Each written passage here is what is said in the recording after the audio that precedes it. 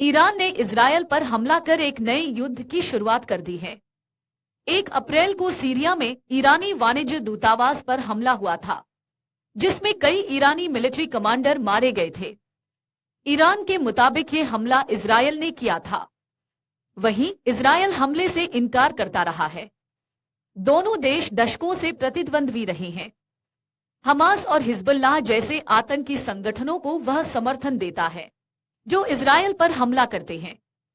Iran के हमले के बाद अमेरिका अपने ज्यादा से ज्यादा सैनिक उतार रहा है। इसके अलावा इजरायल भी पलटवार कर सकता है। अगर यह युद्ध बढ़ता है तो खाड़ी क्षेत्र और भारत के लिए अच्छा नहीं होने वाला।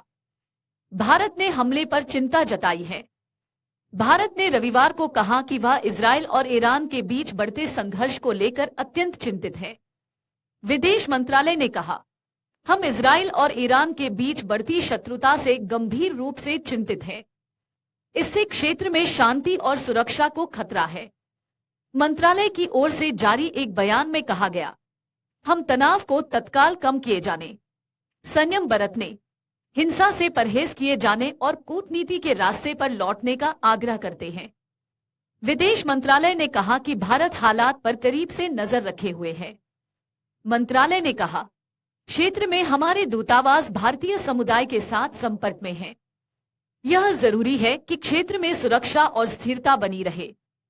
इजरायल और ईरान के बीच शुरू हुए इस संघर्ष के कारण हजारों भारतीयों पर संकट के बादल मंडरा रहे हैं। इजरायल में भारतीय दूतावास ने एडवाइजरी जारी की है। इसमें कहा गया, क्षेत्र में हाल ही में हुई घटनाओं को देखते हुए इजरायल में रहने वाले सभी भारतीय नागरिकों को शांत रहने और इजरायली अधिकारियों की ओर से जारी किए जाने वाले प्रोटोकॉल का पालन करें। दूतावास सभी नागरिकों के संपर्क में है।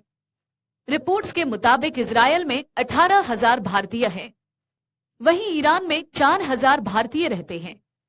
ऐसे में इस संघर्ष के कारण 22,000 भारतीय फंसे हैं। इस हमले के कारण दुनिया तीसरे विश्व युद्ध को लेकर डरी हुई है। रूस यूक्रेन का युद्ध पहले से ही चल रहा है।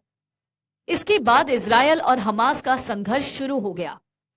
ऐसे में अगर एक और युद्ध शुरू होता है तो दुनिया पर इसका खतरनाक असर पड़ेगा।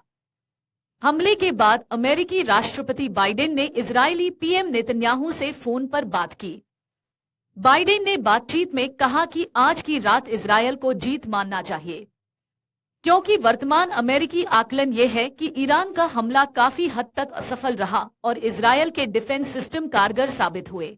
अगर आप ये वीडियो YouTube पर देख रहे हैं तो हमारे चैनल को सब्सक्राइब करें और बेल आइकन को दबाना ना भूलें। अगर आप Facebook पर ये वीडियो देख रहे हैं तो हमारे पेज को लाइक करें।